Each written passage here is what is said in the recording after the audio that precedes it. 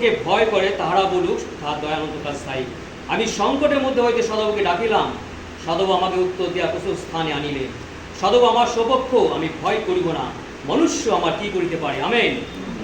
সদাব আমার সপক্ষ, আমার সহায়দের মধ্যবর্তী, তাই আমি আপন বিদেশী দশা দেখিব। মনুষ্য নির্ভর করুণ অপেক্ষায় সদব সরল হওয়া উত্তম। প্রধান বর্গে নির্ভর করুণ অপেক্ষায় সদব সরল হওয়া উত্তম। সমুদ্র জাতি আমাকে ঘেরিয়াছে, সদাবর নামে আমি তাহাদিকে উচ্ছেদ করিব। তারা আমাকে ঘেরিয়াছে, হ্যাঁ আমাকে ঘেরিয়াছে, সদাপ্রভুর নামে আমি তাহাদিকে উচ্ছেদ করিব। মধুমিক্ষার নাই তাহারা আমাকে ঘিরিয়াছে, কাটার আগুনের মতন তাহারা নিবিয়া গেল। সদাপ্রভুর নামে আমি তাহাদিকে উচ্ছেদ করিব। তুমি আমাকে ফিরিয়া দিবার জন্য ধাক্কা মারিয়াছ, কিন্তু সদাপ্রভু আমার সাহায্য করিলেন। আমেন। সদাপ্রভু আমার বল ও গান, আর তিনি আমার পরিত্রাণ হইয়াছে। ধার্মিকগণের তাম্বুতে আনন্দেও পরিত্রাণে ধবনী হইতেছে। সদাপ্রভু দক্ষিণ হস্ত বিক্রম সাধক, সদব দক্ষিণ হস্ত উন্নত, সদব দক্ষিণ হস্ত বিক্রম সাধক। আমি মরিব না, কিন্তু জীবিত থাকিব, আর সদব কর্ম সকল বর্ণনা করিব। সদব আমাকে ভারী শাস্তি দিয়াছে, কিন্তু মৃত্যুর হস্তে সমর্পণ করেন নাই। আমেন। আমার জন্য ধার্মিকতা তার সকল খুলিয়া দাও, আমি তাহা দিয়া প্রবেশ করিব, সদাপ্রভু স্তব করিব। এই তো সদাপ্রভুর দ্বার, ইহা দিয়া ধার্মিকগণ প্রবেশ করে। আমি তোমার স্তব করিব, কেন তুমি আমাকে উত্তর দিয়াছ, আর তুমি আমার পরিত্রাণ হইয়াছ। আমেন। ঘাতকেরা যে প্রস্তর অকার্য করিয়াছে, তা কোণের প্রধান প্রস্তর হইয়া উঠিল। আমেন। ইহা সদাপ্রভু হইতে হইয়াছে, ইহা আমাদের দৃষ্টিতে অদ্ভুত। অদ্য সদাপ্রভু কীর্তি দিন, আমরা এই দিনে উল্লাস ও আনন্দ করিব। আহা সদা বিনয় করি, পরিত্রাণ করো। আহা সদাপ্রভু বিনয় করি, সৌভাগ্য দাও। ধন্য তিনি যিনি সদাবুর নামে আসিতেছেন। আমরা সদাবুর দেহ হইতে তোমাদিওকে ধন্যবাদ করি। সদাপ্রভু ঈশ্বর, তিনি আমাদিকে দীপ্তি দিয়াছেন। তোমরা রজ্জু দ্বারা উৎসবে বলিবেদী শীঘ্রে বাঁধো। তুমি আমার ঈশ্বর, আমি তোমার স্তব করিব। তুমি আমার ঈশ্বর, আমি তোমার প্রতিষ্ঠা করিব। তোমরা সদব স্তব করো, কেন তিনি মঙ্গলময়, তার দয়ানন্তকাল স্থায়ী। আমেন। Praise the lord. খুব গুরুত্বপূর্ণ বাক্য ঈশ্বরের গীত সঙ্গীত 118 আর 118 কি বলছেন যে অনন্তকাল স্থায়ী। ঈশ্বর আমাদের অনন্তকাল স্থায়ী। আমরা যেন সর্বদাই তার ধন্যবাদ, তার প্রশংসা, তোমার স্তুতি আরাধনা করি। আরণ্য কুল বলো, যে কুল বলো, আজকে আমরা তার কুলে রয়েছি। আমেন। আরণের কুলে নয়, আমরা ঈশ্বরের কুলে রয়েছি, তার অনুসরণ হয়েছি। তাই তো আমাদের আজ কত সুন্দর শিক্ষা, সত্যি ঈশ্বরের শিক্ষা, যে তুমি আগে তোমার ভাইয়ের কাছে ক্ষমা চাও, তারপরে নৈবেদ্য উৎসর্গ করো। আমেন। সহযোগিতা আমাদের শিখিয়ে দেয়, পবিত্র আত্মা আমাদের শিখিয়ে দেয়, প্রত্যেককে শিখিয়ে দিয়েছে যে আজকে আমরা সহযোগিতা আরম্ভে একের অপরের কাছে আমরা ক্ষমা চেয়েছি। আমেন। এই তো সুন্দর সভ্যতা, ঈশ্বরের সেই নম্রতা আমাদের মধ্যে প্রবেশ করেছে। হালেলুয়া। ঈশ্বরের সেই সভ্যতা আমাদের মধ্যে প্রবেশ করেছে, কারণ প্রভু যিশু অনেক নম্র চিত্র বিদেশী। তাই তার প্রভাব, তার স্বভাব, তার আচার ব্যবহার আমাদের মধ্যে প্রকাশ পাচ্ছে। আমেন। আমরা সৌভাগ্য হয়েছি যে সত্যি আজকে আমরা আত্মায় আরো বৃদ্ধি পেলাম। আমেন। আত্মায় আমরা আরো বৃদ্ধি পেলাম, কেননা প্রার্থনা সবার আগে আমরা ঈশ্বরের কাছে সমর্পণ করেছি নিজেকে, এবং এক অপরের কাছে ক্ষমা চেয়েছি। আজকে 118 গীত সঙ্গীত খুব গুরুত্বপূর্ণ। এখানে হচ্ছে ভয়, দ্বার, আর কি হচ্ছে প্রস্তরের কথা বলেছে, আর ঈশ্বরের কথা বলেছে। আমি তিনটি আমি আজকে তুলে ধরবো, খুব কারণ অনেক বড় এটা গীত সঙ্গীত 118।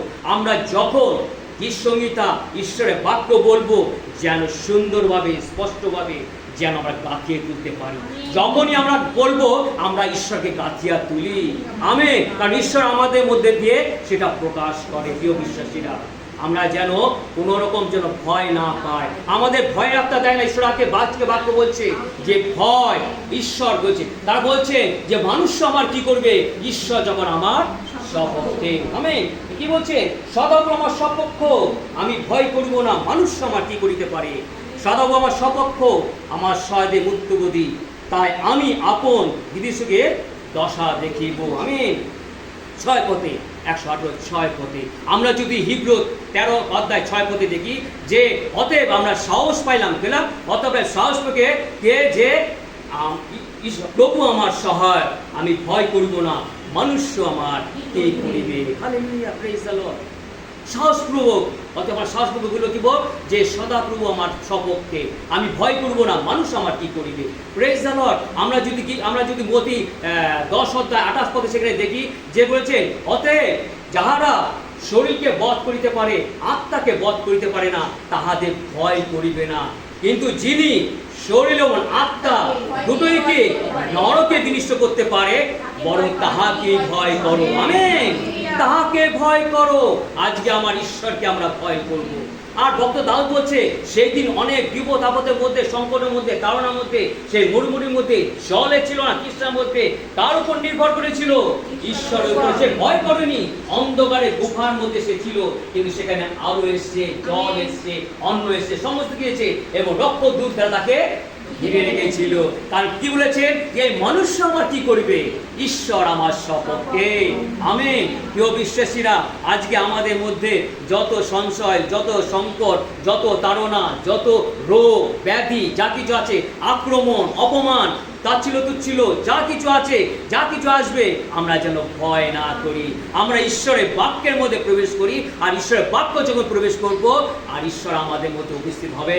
তিনি আমাদের হাত তুলে ধরে, তার দক্ষিণ হস্ত দ্বারা তিনি আমাদের তুলে ধরে। ঈশ্বরকে মনে ধন্যবাদ করি যে ঈশ্বর আমাদের সপক্ষে।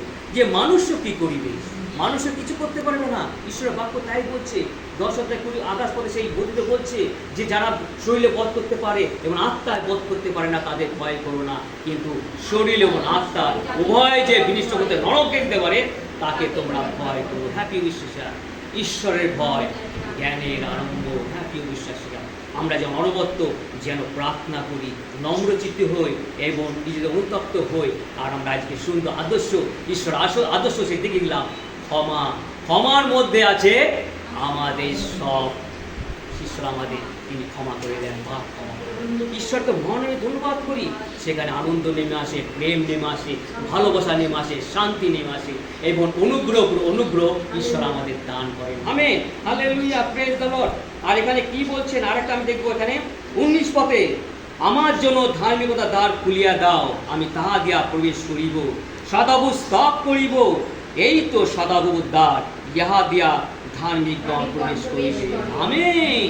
প্রেজ। আমার জন্য ধার্মিকতা দ্বার খুলিয়া দাও, আমি তাহা দিয়া প্রবেশ করিব, সদাপ্রভু স্তব করিব। এই তো সদাপ্রভুর দ্বার, ইহা দিয়া ধার্মিকগণ প্রবেশ করিবে। আর তারপরে লিখেছে পরিত্রাণের কথাও তিনি আবার লিখেছে, পরে দেখা যায়। কিন্তু আমরা যে যোহলে 10:9 বলছে, আমি দ্বার, আমার দ্বার দিয়ে যারা প্রবেশ করিবে তারা পরিত্রাণ পাইবে, ভিতরে আসিবে, বাইরে যাইবে এবং চারণী পাইবে। হালেলুয়া। ধার্মিকতার দ্বার, সত্যি আজকে আমাদের সেই ধার্মিকতার দ্বার খুলে দাও, আমরা যেন সেই স্বর্গের দ্বারে প্রবেশ করতে পারি। প্রভু যিশু এসেছেন এই জগতে, তাই তিনি বলেছে আমি দ্বার। প্রিয় বিশ্বাসীরা, প্রভু যিশু কিন্তু আমরা যখন প্রভাত হয়, সকাল থেকে কিন্তু সে দ্বারে দাঁড়িয়ে থাকে, সকলের গৃহের দ্বারে তিনি নক করে, টক টক করে। যার হৃদয় দ্বার খোলা আছে সেই শুনতে পাবে। আমেন। ঈশ্বরের দর্শন কখন পায়? যখন অন্তর্দৃষ্টি তার খোলা থাকে। আমেন। অন্তর্দৃষ্টি যখন খোলা থাকে, আমরা ঈশ্বরের দর্শন পাই। তাই ঈশ্বরের আমাদের দ্বার যদি খোলা থাকে, তাহলে ঈশ্বর সে কি করে, সেই দ্বারে প্রবেশ করবে। সত্যি বিবেচিতরা, আজকে আমরা জেনে গেছি যে প্রভু আমাদের নক করে। আমাদের প্রভু যিশু এসে স্বয়ং আমাদের গিয়ের সামনে এসে তিনি নক করছে। অনেক আমরা জানি জগতের মানুষ, তারা সকালে ওঠে, ঘুম থেকে ওঠে, তারা ব্রেকফাস্ট করবে এবং টেবিলে বসবে। তারা কি করে, বসে বসে তার টেবিলে বসে খাওয়া দাওয়া প্রস্তুত। কিন্তু প্রভু যিশু অপেক্ষায় থাকে যে হয়তো এই সময় আমাকে স্মরণ করবে, কিন্তু তারা সে সময় করলো না। তারপরে তারা কি করলো, কাপড় চোপড় পরলো এবং যে যার স্ত্রী কি করলো, রান্না ব্যস্ত হয়ে গেল, এবং স্বামী কি করলো, যে সে প্রস্তুত হয়ে সে এখন বাইরে কাজে যাবে। ঈশ্বর পজিশন মনে করছে হয়তো এই সময় নিজেকে সমর্পণ করে প্রার্থনা করবে, আমাকে স্মরণ করবে, হয়তো তারপরে সে যাবে। কিন্তু তখনও তারা ডাকতো না। যখন খাবার সময় দেখি ভোজনের সবাই একসাথে হয়ে আমরা কি করি, আমার ঈশ্বরের চরণে সমর্পণ করি। কিন্তু অনেকে আছে সেই খাওয়া দাওয়া ফটোবার খেয়ে কিন্তু সেখানে কিন্তু ঈশ্বরের চরণে সমর্পণ করবো না। বিশ্বাসীরা, আমরা যখন প্রভু যিশুর কথা অনুসরণ করব, আমরা যা কিছু কাজ করি প্রভু যিশুর নামে যখন করব, সেখানে আশীর্বাদ নেমে আসে। আমেন। প্রভু যিশু উপস্থিত সর্ব অবস্থায় প্রভু যিশু উপস্থিত। তিনি নক করছে, সকলে হৃদয় নক করছে, সকলে গৃহের দ্বার তিনি নক করছে, তিনি প্রবেশ করতে চায়। কিন্তু আমরা জগতের মানুষ তাকে প্রবেশ করতে দিই না। কিন্তু যারা জেনে গেছে, যারা চেকেছে মেখেছে, তারাই জানে। কেন প্রভু বাক্য বলে, অসাধন করিয়া দেখো ঈশ্বর কত মঙ্গলময়। আজকে আমরা প্রভু যিশুর স্বাদ বুঝেছি, প্রত্যেক জনের স্বাদ বুঝেছি, সেই স্বাদ আমাদের হৃদয়ের মধ্যে আছে। আমরা যদি দেখি যে প্রকাশিত বাক্য 3 অধ্যায় 20 পদে, সেখানে কি বলছে, খুব গুরুত্বপূর্ণ বাক্য। নতুন অধ্যায় 486 পৃষ্ঠা, প্রকাশিত বাক্য। দেখবে বাক্যের সাথে বাক্যে কত মিল। 3 অধ্যায় 20 পদে, দেখো আমি দ্বারে দাঁড়িয়ে আছি, আমেন, ও আঘাত করিতেছি। কেউ যদি আমার রব শুনে ও দ্বার খুলিয়া দেয়, তবে আমি তাহার কাছে প্রবেশ করিব ও তাহার সহিত ভোজন করিব, এবং সেও আমার সহিত ভোজন করিবে। আমেন। আমি দ্বারে দাঁড়িয়ে আছি, হালেলুয়া।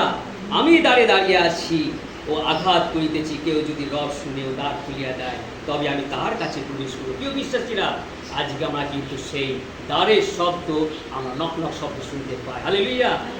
তখন ঈশ্বরের বাক্য দ্বারা, আমেন, ঈশ্বরের বাক্য দ্বারা, আজকে ঈশ্বরের বাক্য আমাদের এত এত দিয়েছে, প্রচুর পরিমাণে ঈশ্বরের বাক্য আমাদের দিয়েছে।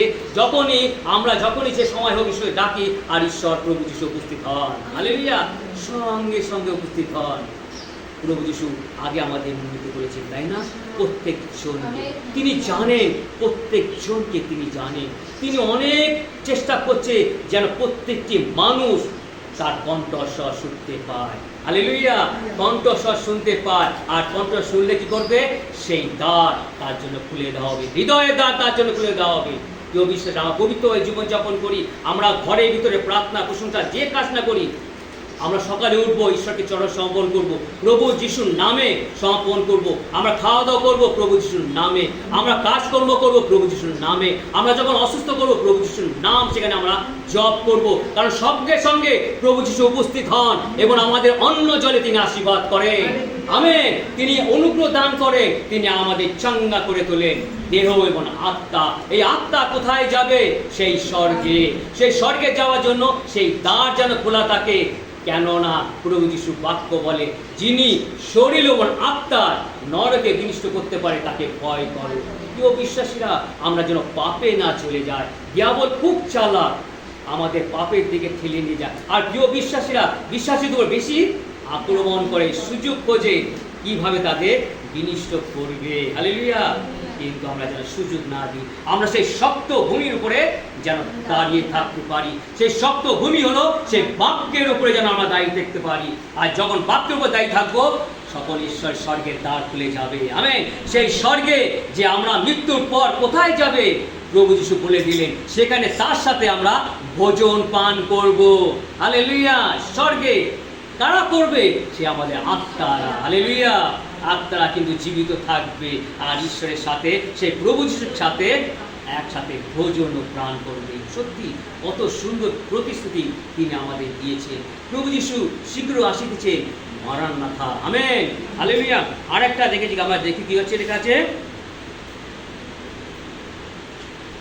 আমি তোমার স্তব করবো, কেন তুমি আমাকে উত্তর দিয়েছ, আর তুমি আমার পরিত্রাণ হয়েছ। 22 পদে, গাতকেরা যে প্রস্তর অগ্রাহ্য করিয়াছে, তা কোনে প্রধান প্রস্তর হইয়া উঠিল। সদাপ্রভু হইতে হইয়াছে, ইহা আমাদের দৃষ্টিতে অদ্ভুত। আমেন। প্রস্তর। হালেলুয়া। প্রস্তরের কথা বলা হয়েছে এখানে। আমরা যদি এখানে দেখি যে মার্ক 12 অধ্যায় 10 পদে কি বলছেন, নতুন নিয়মের 96 পৃষ্ঠা।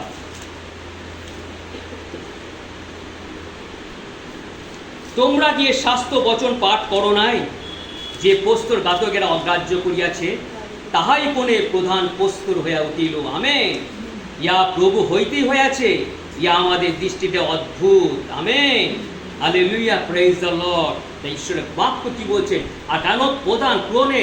সেই মন্দির, যে জেরুজালেম মন্দির, সে কি করছে? প্রভু বলছেন, এই মন্দির ভাঙিয়া ফেলো, ইয়া আমি 3 দিনে গঠন করবো। হালেলুয়া। আর তারা ক্রুদ্ধ হয়ে গেছিল। কারা?